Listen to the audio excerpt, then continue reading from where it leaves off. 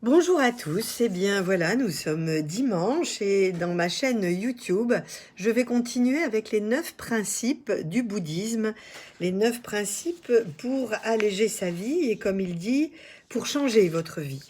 Alors, je vais me permettre de lire un petit peu parce qu'effectivement, il y a du texte, mais à la fois, eh bien, ça me permet d'avoir une interréaction avec vous puisque je suis en direct. Alors, le titre est assez impressionnant, je trouve, hein, il m'a un peu choqué.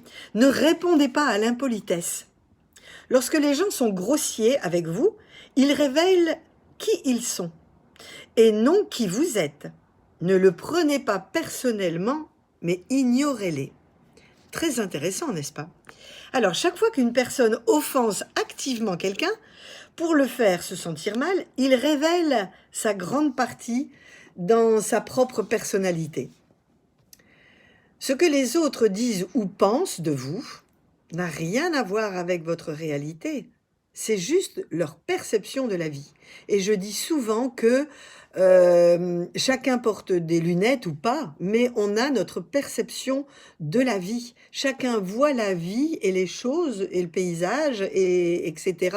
avec ses yeux et ses lunettes. C'est notre perception de notre vie. Bien sûr que nous aimerions tous être entourés de personnes gentilles et aimantes, mais la dure réalité est que l'impolitesse existe. Pourtant, elle n'a pas besoin de vous affecter et surtout d'affecter votre bien-être. Eh bien non, parce que la personne ne juge pas qui vous êtes, elle juge ce que vous faites ou comment vous voyez les choses. Si quelqu'un est grossier avec vous, qu'il le soit, ce n'est pas votre affaire, c'est la sienne. Chaque fois que je vois quelqu'un être méchant avec les autres, je le plains sincèrement.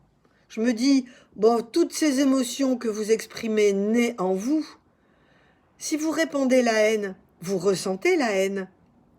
En revanche, si vous répandez l'amour, eh bien vous attirez la joie. Et ça, ce sont des émotions que vous ressentez au plus profond de vous-même. Là, on évoque un petit peu la loi de l'attraction, n'est-ce pas?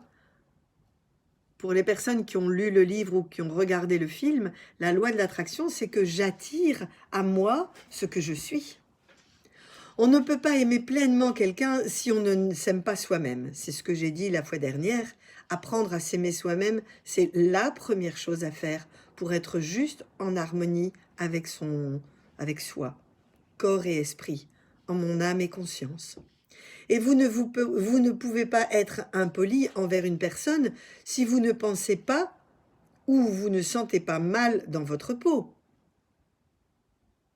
Les personnes fortes et confiantes ne démolissent pas les autres.